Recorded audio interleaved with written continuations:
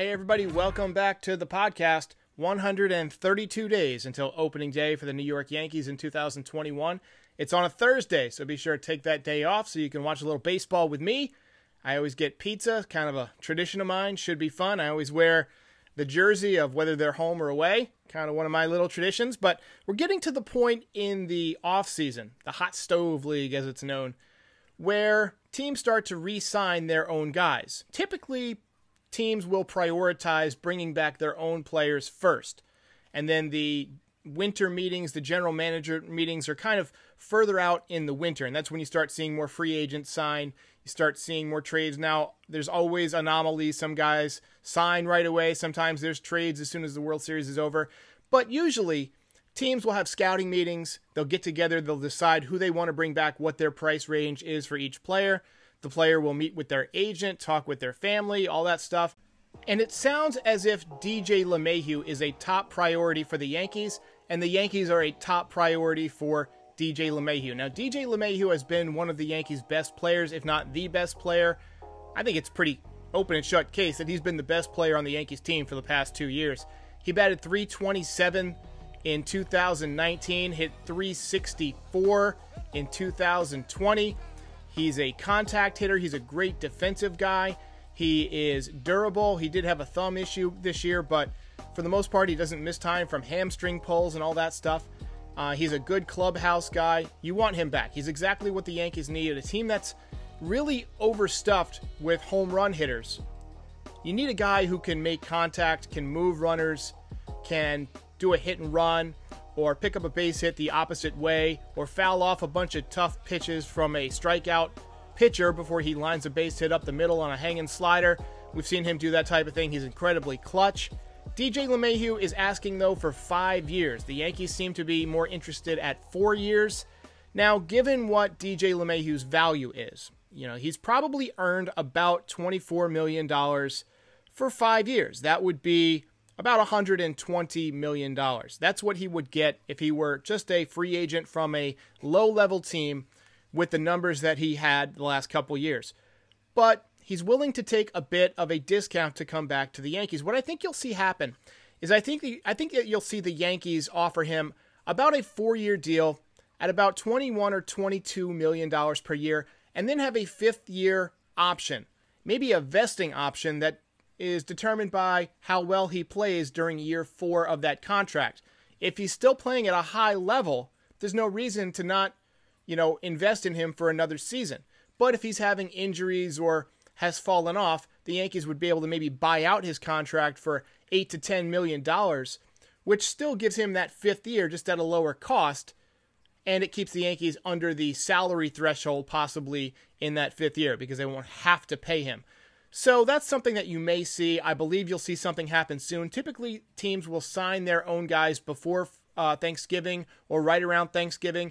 And then after Thanksgiving, you start to see more trades. You start to see more free agents. You have the winter meetings. I don't know if they're going to have the winter meetings in person this year, if it's going to be just one big Zoom conference. Who knows? But the winter meetings are always fun to watch on MLB Network. So stay tuned for that. We'll see how they handle it. The other thing to mention, Aaron Boone is coming back. I can't believe I didn't do a video on this. Hal Steinbrenner, the Yankees owner, said that Aaron Boone is coming back. Now, I know a lot of fans, myself included, had some issues with some of the decision-making by Aaron Boone this postseason. And really throughout the regular season. But he did have 2 very, very nice seasons in his first 2 years with the Yankees. 2 straight 100-win seasons. Obviously, that streak was broken this year. And then we made an exit out of the postseason much too early. Although he did get a victory in the wild card round against a Indians team that really had some dominant pitching on it. So, it's not all bad for Aaron Boone, but he will be coming back. I think he's going to be on the hot seat, though. He has not received an extension. He's basically had his option picked up for next year. But I think if he has a bad year, you might see the Yankees start to look in other directions. Now, it would probably be somebody of the younger ilk. I don't think they'll bring in somebody like a Don Mattingly, who would be my choice, even though he was the manager of the year with the Marlins. But you might see them bring in, somebody who's a recent retiree, somebody like a Jason Giambi. I mean, it's pretty clear that the Yankees are trying to create a fun clubhouse culture, but I also feel like you need to have somebody at the helm who can give you a little kick in the tail when you need it. That's what I liked about Joe Girardi. You know, he was kind of stoic, but he would explode from time to time, and he wasn't afraid to bench guys if they didn't hustle. So I feel like the Yankees may need to go with somebody who's, you know, a little bit more intimidating than Aaron Boone. I'm sure Aaron Boone is a fun guy to hang out with in the clubhouse. Kind of reminds me of the Ted Lasso character. If you watch the Apple Plus show Ted Lasso, Jason Sudeikis is like the soccer coach, and he's really fun and really likable, but the team isn't very good, although I haven't finished the series yet, so maybe they get better. But anyway, I feel like the Yankees should get somebody who, you know, brings that intimidation factor, but also has a lot of experience. I think Jason Giambi is a good pick. I would have said Carlos Beltran if he didn't have his cheating scandal thing and had to be fired from his job with the Mets before he even started with the Mets. I'll tell you what, the Mets have had a lot of scandal. They also had another ex-Yankee test positive for performance-enhancing drugs. That was Robinson Cano, who is going to miss the entire 2021 season, suspended. He's losing $24 million. That might create a little bit of competition for DJ LeMahieu from across town. You know, the Mets, they have a lot of money to spend. Their new owner is very, very rich, and he wants to win within 5 or 6 years. And if you're going to be missing Cano for a year, you know, maybe you fill in that gap with somebody like DJ LeMahieu. All right, so my interview guest today is Carlos Callado. I don't do a ton of interviews on this channel. I should do more, but Carlos Callado is kind of an up-and-coming YouTuber, much like myself. Carlos has a channel called Los Baseball, where he interviews other players. He talks to guys like Jack McDowell, ex-Yankees pitcher, A.J. Burnett, a member of the 2009 World Series team, Miguel Tejada, former Most Valuable Player Award winner. So I really enjoy Carlos's channel. He does TED Talks and things like that. He's an interesting character, and you should really go subscribe to his channel. If you like high-quality baseball content, he's got pretty good production quality, and he's becoming more comfortable on YouTube, so I think his channel is going to grow pretty quickly. I'll put a link to it in the comments. We talk a little bit about how we would spend the Yankees' money. We both agree that we should go out and get Trevor Bauer. We talk a little bit about Francisco Lindor and what the Yankees should do there. And it's just a really fun chat. So please enjoy this talk with Carlos Callado. Also, we talk a little bit about building YouTube channels, because I know there's a lot of people out there. Ethan Tyndall is one of my followers. He's got a pretty substantial channel at this point. Guys that, you know, put together baseball content. I really want the community to grow. I want to take the internet by storm. So enjoy this conversation with Carlos Callado. Carlos, what's up, buddy? Hey, Derek, what's going on? Thank you so much for your time. First of all, it's a pleasure to be on your show and talk some baseball, you know, just life in general and stuff like that. And second of all, whoever's watching this, I just want to go ahead and just give a huge shout out to Derek, man, because he has an amazing YouTube channel. I remember, I think I subscribed. I don't know if you remember, Derek, but I think you were at maybe a little over 1,000. And now you're at 5K, right? Is it 5K? Yeah, roughly. I think it's like 5,200 or something like that. And this has only been, it was a short season, guys. It was a short season. So it's been a couple of months only. So if you're a Yankee fan, if you're a baseball fan, definitely subscribe to Derek's channel. Thank you so much, man. Derek. Everybody who's on my channel probably knows about my work. So I wanted to introduce your work because your stuff has been getting pretty good, man. What's been your approach to YouTube over the last few months?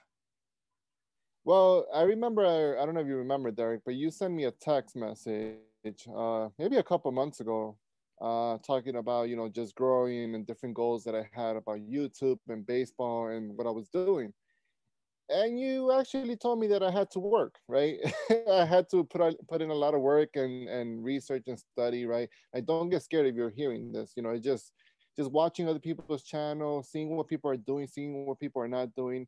And then most importantly, putting my own like little sauce into it. You know, I come from a Hispanic background, just having fun with it, which is the most important part. And then just trying to mix everything in with my full-time job, marriage, a son, and now my weight loss journey, which I'm on day 27, man. So nice, yeah, man.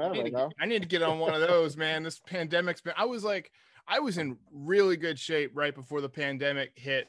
And then once we like hunker down, it's like, all right, I guess I'm not playing baseball this year. I'm not like going out and going on hikes and stuff like that. I didn't know, what the deal was back then. So I was just like, you know what? I'm just going to buy a bunch of boxes of pasta and ride this year out, baby. Yeah, I was on that same boat, but then my wife started getting on top of me, and different things started affecting me, like going up the stairs and just doing normal stuff with my son. Yeah. And I'm a big believer in God too, so I think that God gave me a great gift, which is life and this, blessings, my marriage, my son, and full-time job, stuff like that. And then the videos, which is something that you called me out on. You not in a negative way, but you told me, hey man, just slow it down, so you don't lose your breath, which was something that it was hard for me to talk for 5 minutes. Mm-hmm. It was really hard for me. And sometimes I had to start the video over and then do it again because I just couldn't do it, and I would be huffing and puffing as if I was working out. But that's why I started working on and just trying to get back in that mojo. And I love your interviews, man. You did interviews with AJ Burnett, Bronson Arroyo, Edwin Jackson, who's still playing. Yeah, a whole bunch of them. I mean, it's been fun. Mm-hmm. How do you get in touch with these guys? So this, long story short, with the AJ Burnett one, AJ Burnett was my first interview. That's how this kind of like whole interview show started. That's how Lowe's Baseball started. Because before this, I was interviewing a lot of entrepreneurs, millionaires, celebrities, bodybuilders, best-selling authors, speakers, and it was fun. But it wasn't like I was so crazy to interview a best-selling author. It was just getting easier for me. Not to brag, but I'm like, what about if I just mix my skill with, getting interviews and interviewing people with what I'm actually passionate about, which is baseball. Mm-hmm. And plus, I haven't talked or watched baseball in like almost 10 years, because after I realized I had to quit baseball, my heart was broken. So I didn't want to watch anything. I don't want to deal with anything with baseball. I will only like tune in every year for like the playoffs, and then Yankees lose, and then I'm done. Right? But then I'm like, let's try this Major League Baseball stuff out. Now I was scared because I'm like, I'm probably going to have to go through a lot of people, which I have. And I just, before AJ Burnett, I reached out to maybe 20 or 30 Major League Baseball players, assistants, people like that, wives, brothers, girlfriends, cousins, because, you look in the Instagram followers and you kind of stalk them like that, and you do it in a respectful way, Yeah. And then AJ Burnett reached back to me through DM on Twitter. He was kind of testing me to see who the heck I was, and I don't blame him because I had no subscribers. I was coming out of nowhere. But I did it in a genuine way. I did it myself. I sent them a little like message video saying, hey, brother, my name is Carlos from New York City. I just started this show. I don't have much to offer, but I would love to have you for 10, 20 minutes. And he said, yes. He said, yes, we made it happen. And I mean, that interview alone just made me see that these people are just people. They use the bathroom like I do and you do. They have wives, they have kids. They're dealing with life just like we are. And I had a great time in the interview. It was about an hour, the actual interview, and then we spoke for another hour off camera, which I should have recorded. I don't know why I didn't do that, but it was just an awesome moment with AJ Burnett. And that's how I kind of do it. Just reach out through social media, all the platforms, DM, email, in the comment section, family members, friends, wives. That's how I connected with Andy Pennon's wife. She started following me, my other Instagram channel, and I tried to get an interview with her, with him and her, actually, because I would love to. Christian background, marriage, baseball. Why not? I'm married. I would love to learn from them. And she's like, yeah, I'll let him know and let's see what he says. So I'm still waiting, but that's how I'm basically getting around with the interviews. Jack McDowell, I think he has like 700 followers or maybe less on Instagram, and I got connected with him. So these old retired players, which is kind of fun because they have cool stories. I was growing up watching them, and I've been able to interview them. Yeah, Blackjack. I remember watching Blackjack the night he flipped off the fans on his way out, getting booed off the field. That was not a great move for Black. He also served up the double to Edgar Martinez to end the 1995 American League Division Series against the Mariners. That's probably the most heartbreaking moment of my entire baseball life, because that was the end of Don Mattingly's career. Don Mattingly is a guy that I reached out to. He's kind of like my dream guest because he was my favorite player growing up. And obviously a Yankees legend. He's a guy I want to talk to. That would be, I mean, I gotta start doing more interviews, man. It's just so much fun to talk baseball with people. And it'll be fun to see it from you because I mean, you have the numbers, and not only that, you're growing as you speak. It slowed down a little bit just because there's no baseball. But watch when baseball comes back. I mean, when the playoffs were going, you were getting like 500 subscribers per day, or maybe 300, something like that. It was just crazy the way you were growing. Yeah, it ebbs and flows. I mean, I'm a believer that if you put out good content and if you're Yeah, passionate about the topic, no matter what the topic is, yeah, I love baseball. I've been watching baseball my whole life. I like to talk talk passionately about it. And I think that just connects with people because there's, like one thing that struck me the other night when I was watching the election, it was a couple weeks ago now, is like how many people there are. Like you yeah. see 150 million people like vote. Like all these people have cell phones, or most of them have cell phones, and most of those people have YouTube on their cell phone. There's so many people out there that just want to, you know, talk to somebody or hear somebody else talk about something they're passionate in. Now, like us, we're talking baseball, so we're gonna have a smaller section of that than if somebody was talking food or something like that. But still, like our audience is passionate about their team, Yeah. And look, it's not easy. If we can win with Yankee fans, I mean, you know it, I know it. We're both Yankee fans. These people are tough. I've entered a couple of Facebook groups, and I mean, God forbid you misspell a name, a Yeah. player's name, like I've have, and these people like get on you like you just committed murder. And so they're tough. So if you could win them over, look, when it comes to baseball in general, it's still a small community when it comes to social media, I think, in my opinion. But then when you just talk about the Yankees, it's even smaller. And if you spend 10, 20 minutes just looking up different Yankee channels, there's not a lot, right? There's not a lot. And I would put you up there with like the biggest ones out there, to be honest. So, and there's only like two or three of them, two or three. And if you include like Fuzzy and the Yeah. other guy, Giraffe, or I forget his name, they Long have neck great giraffe. channels. Yeah. But yeah, your channels, look, I want to say is up there, man. It's my number one, to be honest, when it comes to Appreciate it, man. YouTube Appreciate it, and man. Yankee Enough about content. me. Enough about me. Let's say that the general manager of the Yankees, Brian Cashman, hands you the checkbook for one day. He says, Carlos, you've got one deal that you can make. You can do whatever you got. Who's the one guy you're going out and getting? All right, look. Even if I had to lose DJ LeMahieu, which pains me to do this, I would love to see him back in the team. And I think if the original owner of the Yankees, what is not how George George Steinbrenner, Steinbrenner. yeah, he would probably do this move. I mean, if you think back to 2009 when they got to Shara, Swisher, CC, Burnett, I mean, it was just like Christmas all over again. But I would go after Trevor Bauer. Trevor Bauer is the guy. It's like a universe thing. You just have to go out there and get him. The thing is that the Yankees haven't had a 1-2 punch, in my opinion, since 2009. After 2009, I mean, you saw AJ Burnett. He even spoke about it in the interview.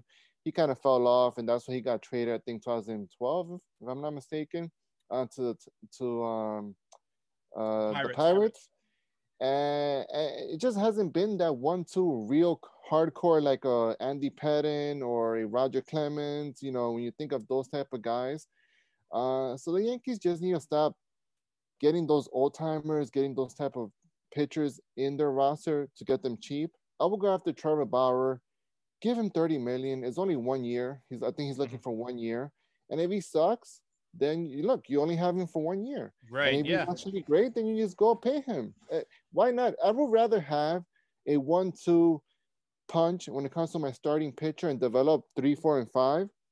And we have good enough pitchers for 3, and 4, and 5 to be able to get in the playoffs without even looking, with our eyes closed. Yeah. Imagine going into the playoffs with Garrett Cole and Trevor Bauer. That's it. We won game 1 and game 2. We And don't have Luis to worry Severino about in game 3. Yeah, I mean, and Luis Severino he can probably be an ace in another team or number 2, like we Yeah. originally had planned. So those 3 pitchers, it's just going to be crazy for the Yankees if the Yankees were to get Trevor Bauer. So I would go, my number 1 move would be to get Trevor Bauer. So I would agree with you. Like if I had the checkbook, that's the move I'm making, just because pitching wins championships, right? But just for the sake of entertainment, we'll just take Trevor Bauer off the board. I think the next move you got to make is DJ LeMahieu. Obviously, he makes the team go. At second base, he's as good as it gets defensively. He makes contact. He hits the ball over the ballpark. He's clutch. He's a good guy. He's, aside from that thumb injury, been on the field. He hasn't had many injuries since he came to the Yankees, and that's not something that everybody can say. He seems to be built for durability. But that forces you to confront, what do you do with Gleyber Torres? And I'm just of the opinion that the Yankees are going to stick with Gleyber Torres for a few more years to just see, how he can develop defensively. He's only 23, 24 years old. He's got an opportunity to get better at defense. A lot of guys get better in their 20s. Look, this season has been that type of season where if we can use an excuse, I will go ahead and use it.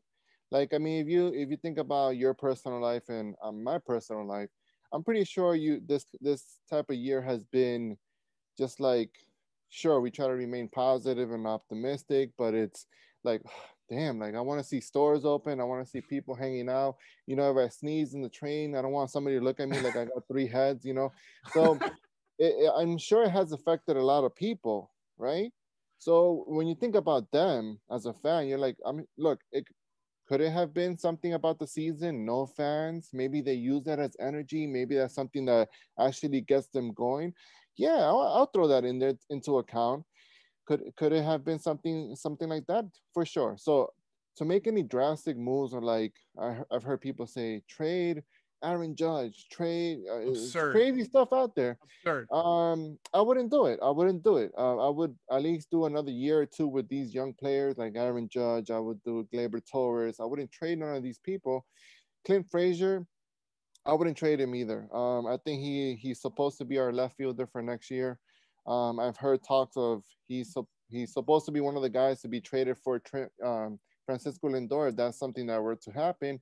And I don't think that the Yankees have to give him up. I think they have other things that they can go ahead. I don't mind giving up Clark Schmidt or the Miguel Andujar. I think he still has a lot to offer. He had a couple years ago an awesome season where he hit 38 home runs. Yeah, I think he hit 27 home runs, but I mean, something like that. Yeah, so good player.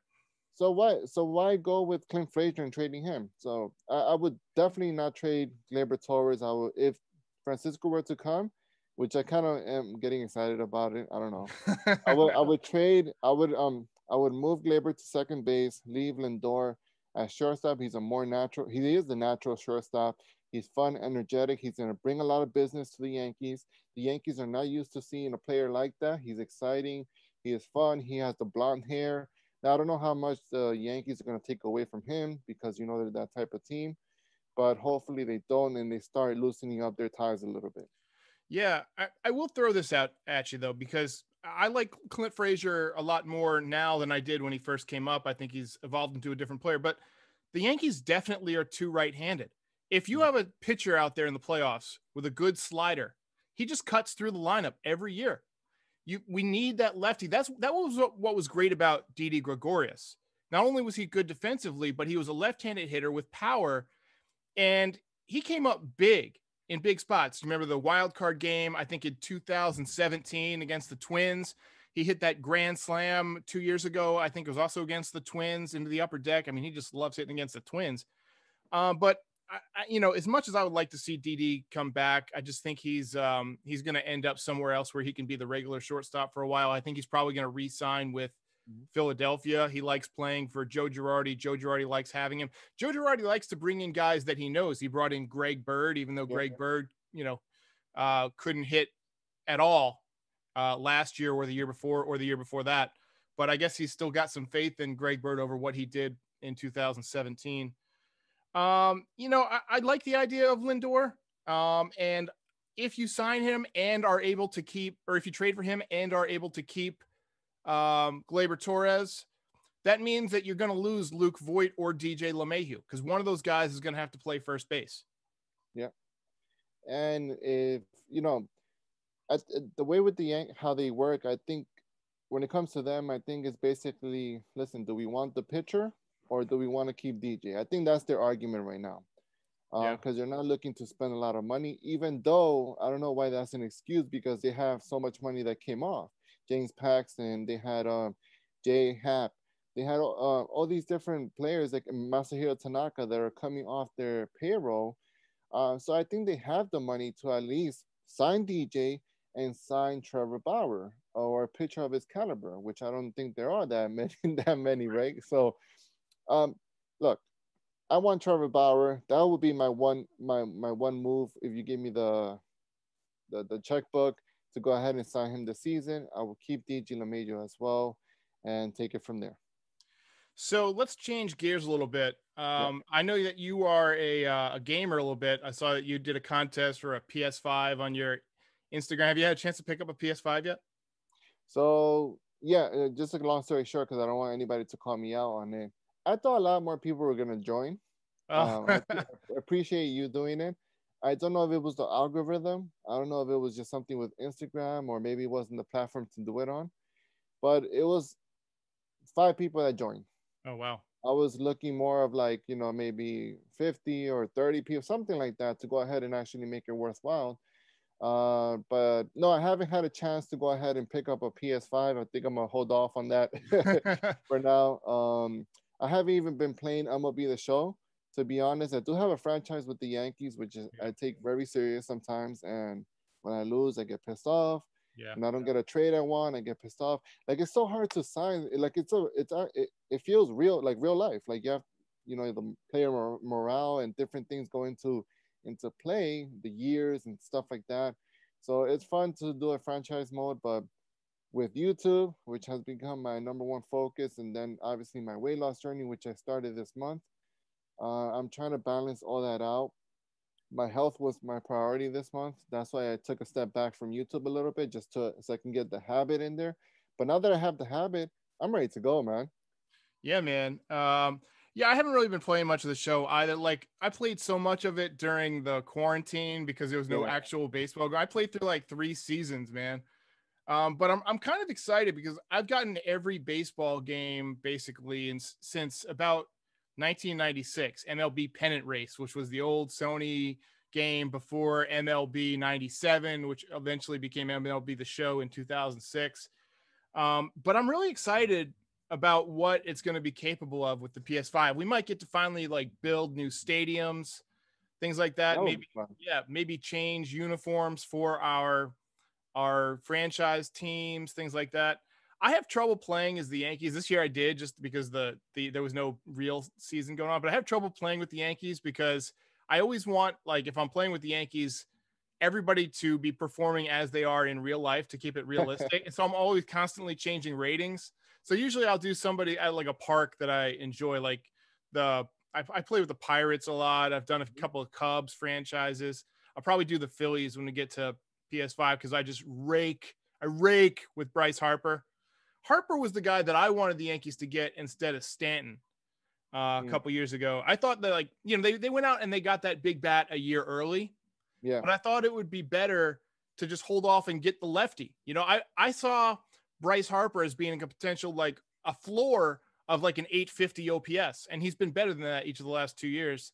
He's also clutch. He hits those big home runs. He's awesome in the postseason. He wasn't great on defense with the Nationals towards the end, but he's been better with the Phillies. And I just think that was a missed opportunity. He always wanted to play with the Yankees. So opting for Stanton instead of Harper was one of Cashman's big mistakes, I think. What was the contract that he got? Was it over 300 million? He got 13 years, 330 million. That's not that bad. The Yankees could have done something like that. Yeah, I mean, if you consider what they're paying for Stanton, who only plays about 15% of the time the last couple of years, I'd much rather pay for somebody who's going to run out there and play on one leg if he has to. Harper's a guy who he's just one of those gritty Lenny Dykstra types where he's going to play if he's hurt or not.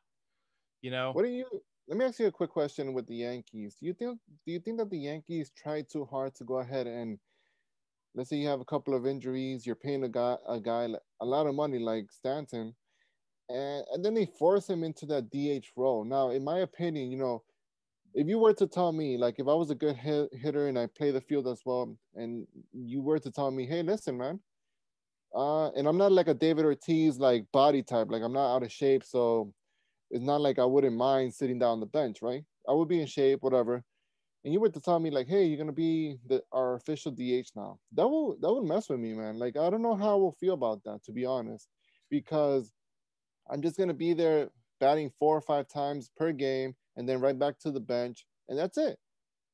Yeah, I think it wasn't their intention to have Giancarlo Stanton be the left fielder. I mean, to be the DH. He came in as the left fielder. If you remember, in 2018, he played mostly in left field all season.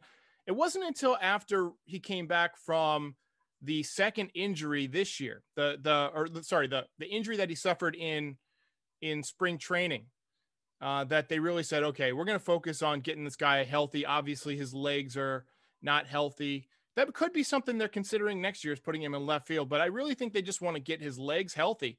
If you're Mm. paying 20 something million for a guy, you really just can't risk him being hurt all the time.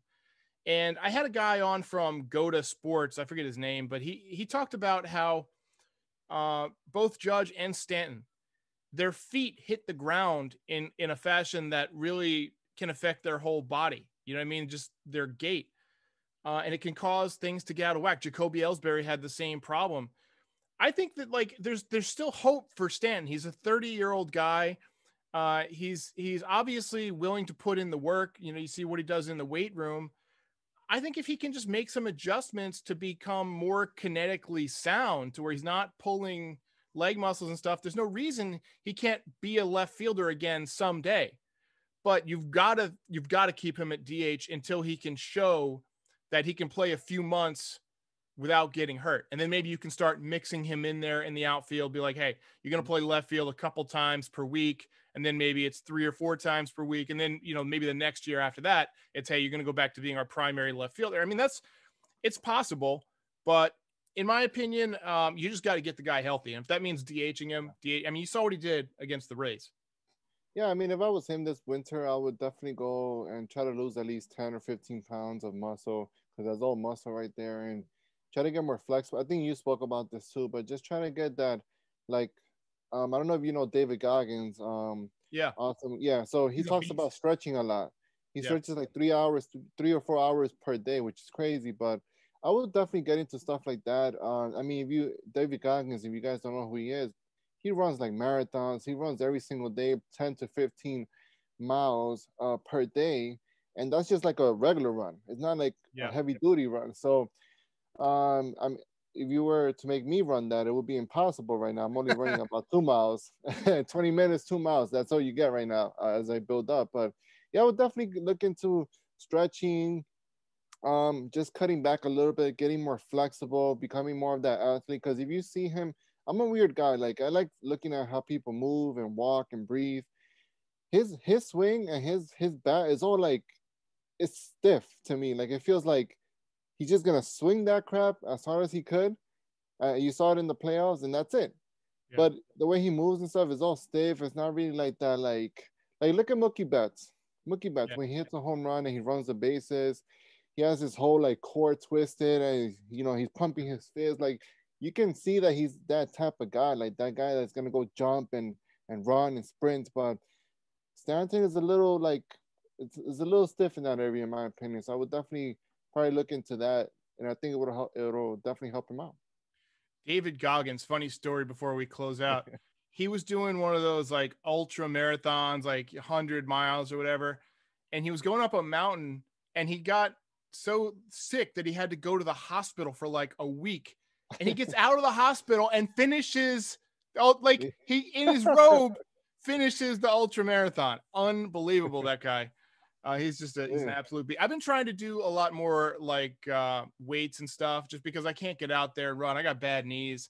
Mm-hmm. So I've been trying to do a lot of pull-ups and things like that this winter, just trying to get back in shape, get some of this pandemic crackers and pizza and pasta out of my system, eat healthy, I haven't had soda in a while. I've been trying to give up that type of stuff, get away from the sugar.